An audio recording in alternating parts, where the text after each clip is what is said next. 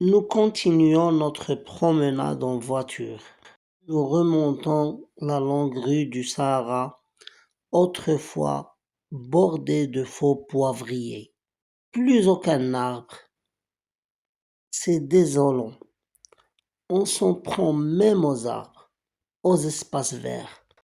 Nous traversons un quartier grouillant où habitait autrefois une forte colonie algérienne.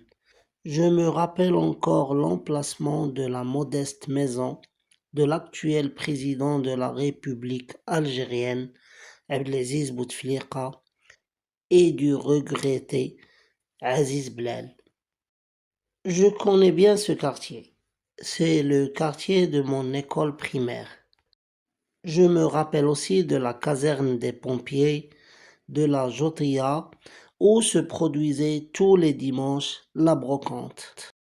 Nous avons beaucoup de mal à traverser en voiture les souks. Nous arrivons à la place de Sidi Abdel-Wahab, dont la fameuse porte mène à la Médina.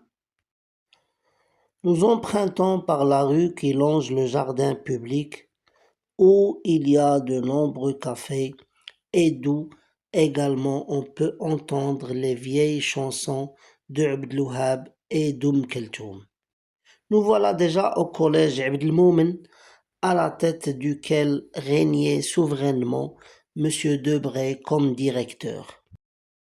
Ce géant à la voix de stentor, toujours flanqué d'un chien loup, glaçait les élèves de terreur. Si par malheur un élève était convoqué à son bureau, il y entrait tremblant, saisi d'épouvante, et en sortait corrigé à jamais. Une pléiade de professeurs avait marqué notre génération. Je me rappelle bien de Monsieur Duraton, petit, la démarche souveraine. Il avait le front haut, les yeux bleus, les cheveux blonds, coupés en brosse, un super stylo et une belle écriture.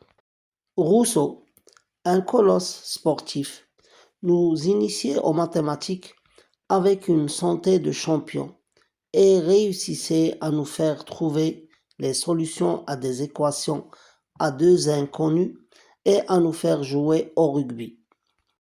Et puis d'autres encore, Molostov, Adger, nous avaient appris la joie de vivre, le courage de nous battre et la révolte contre l'ordre établi.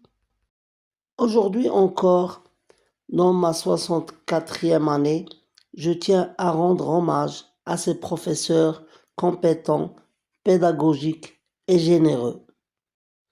J'éprouve, je ne le cache pas, de la tendresse à cette époque où un certain romantisme plaintif se mêlait au merveilleux avec une nuance d'humour et de désenchantement.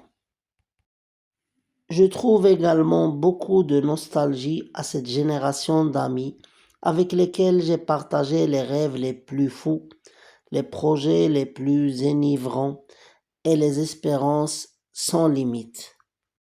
Notre génération a connu les temps durs de la sortie de la guerre et le protectorat. Elle a vite pris conscience qu'elle vivait une époque de changement et qu'elle devait être à la hauteur de ses responsabilités. Avec beaucoup d'enthousiasme, elle avait relevé le défi. Avec des idées simples et du courage, elle avait assumé son rôle.